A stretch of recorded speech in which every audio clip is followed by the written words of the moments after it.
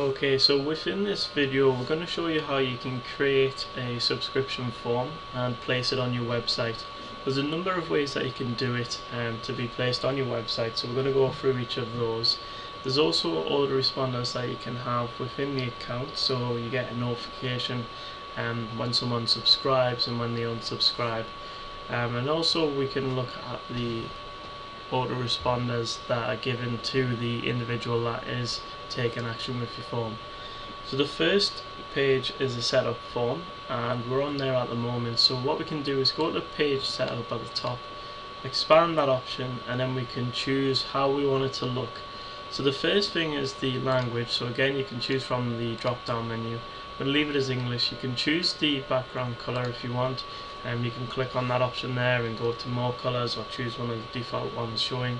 If you've got a hex code, then you can just simply put that in to match whatever your website looks like at the moment. If you want to add a logo or something to your subscription form in a header, then you can do that, and you can upload some of the files from within here. You can change the alignment as well, so if you want it to be centered or to the left, then you can do that. And again, with the look and feel of it, you can change the left margin, top margin, and also the form height and width in there as well. And you've got the font down at the bottom here, so we can change that to the font that you would like. And again, you've got the button font there as well. Or you can put in your own hex code for the color, or choose one from the default settings. So you've also got the bottom option there of enabling a password. I wouldn't suggest using this just purely because it might put some people off if they've got to remember a password. The information is securely kept on our server, so there's no problem with any information going missing or anything like that. It's all secure, so you don't need to have a password if you don't want to. You've got the subscription option there as well, so you can enable social subscribe. So that means that people can actually sign up using the Facebook and Twitter accounts rather than filling in all of the information that you would like them to fill in. Now if I just minimize those for now, if we go to the subscription form header, this is the area where it's going to be displayed above your form. So anything that you want to try and entice them to actually fill in the form, so you might want, please fill in your details to subscribe below. You might want to have something like that. Again, you can have it centered and you can make it bold. You can change it, so if you want to go into the HTML code and you add more options in there, or just add an image via the insert image button there as well. Of course, you can have any links as well, so if you want to hyperlink some text to a specific area, then you can do that. If we scroll down a little bit, we can go to the form field. So this is important. You need to select the data set first of all, where you want the information to be stored. You've then got the mobile list, so if you want one of those involved, then you can do that. You've also got the form field labels, so you can have it displayed as that, or you can display a different option on there as well. So if you want a default option to display straight away, then you can do that. You've got the different options that you want to display, so just tick the ones that you want, and also you've got the option to make some of them compulsory, so therefore the recipient or the visitor has to fill that information in. So that's the form fields that you can choose. If we go over to the mailing list, we can select which mailing list we want them to sign up to. Now if it's just one, they won't get an option to tick it, they'll just simply get the option to subscribe and be added to it. If you do have more than one, then they will be given an option to actually sign up to the more than one mailing list there, and therefore the mailing list name will be displayed. So at the moment we've got my mailing list and new mailing list. So to a recipient or to a visitor, that wouldn't really mean much, and it's not really a great incentive for them to sign up to it. So in that scenario, I would change the mailing list names to offers or weekly emails, something like that, where they can quite obviously see what it's for and they can sign up to it. Now you have this subscription form footer down at the bottom, so you can put in and obviously type and add images, whatever you want to display underneath the form itself. And also the final option down at the bottom is to enforce double opt-in for new subscriptions. So within here you can put in a subject line, put a from address, a from name, and also a confirmation URL, so when they do fill in and tick the box or click the link that they need to actually confirm they want to see and receive your emails, and then they can be taken to a specific place. In here you can type in the body text of where you want them, what you want to display on that double opt-in email that's sent out. So the way the double opt-in works is someone will sign up to your subscription form. An email will be sent using your subject line, your from email address and from name, and any information that you've inputted into this text box down below. So they'll receive an email, they'll get asked to click the link to confirm that they want to be subscribed to your particular mailing list, and then obviously at that point they'll be known as double opt-in, and you'll have the information and they'll be added to the subscription, to the mailing list that they selected. So it's just a way to confirm that they haven't accidentally been added, someone not just misspelling their email address. They do actually want to be as part of your mailing list and receive your emails.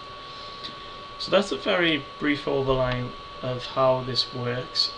You can obviously save it and preview the form. So if we save this one here and then we go to preview it, you can see exactly how it looks in the browser. So this is how the recipients will see it.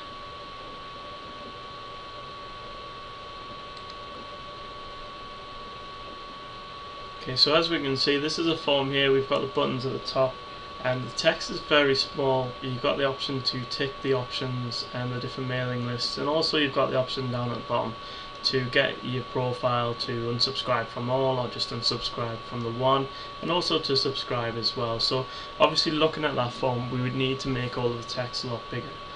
So if we go back to the form layout where we can change some of the settings in here, we go to the top page and we can see that the settings are set to Times New Roman, and obviously it was 8, so we'd have to change that over to 12 and maybe put it Arial just there as well.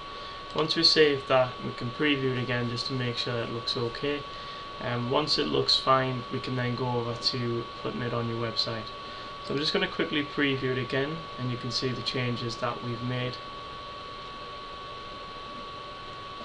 So as you can see, that's a lot more user friendly. We can see the text quite clearly now, so it's easier for the recipient to add in the information that you require. So if we go back to the form, to the account, we can remove that little option there, and what we can do is go to put it on your website. So now the form's being created and we've got the fields that we need, we can start to put it on our website. So there's 3 different ways you can put it on your website. You've got the lightbox action, so if I click here you can see how that works. It's basically a button and then the form will appear once the button's been clicked. The background will dim, so you'll only see the form there. The other option is to have a quick subscription form, so you've got a text box at the bottom or wherever you want it located on your web page. They put in the email address and just simply click submit. And the final option is to embed the entire form on a web page, so you've got it all there available and obviously seen by the visitor straight away. The other option at the very bottom is just to create more than one form. So if you do have different web pages and you want more than one form on there, then you can quite easily do that.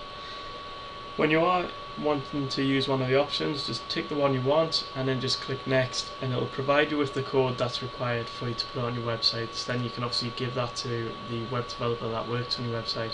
They'll easily be able to put it in, and then that's it, complete. So if we look over to the bottom left under the subscription form tab, we can see we've got a form wizard.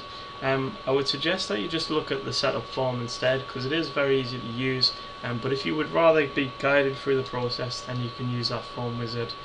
The final option is the autoresponders just down there. So within this section we can actually have it so we receive an email when someone subscribes and unsubscribes from your mailing list. So at the top we can click the top button and where it says notify me, and then we can just put in an email address in there. So if we just put in an example email address, main.co.uk, and then that's it. So you save that and then that'll be done.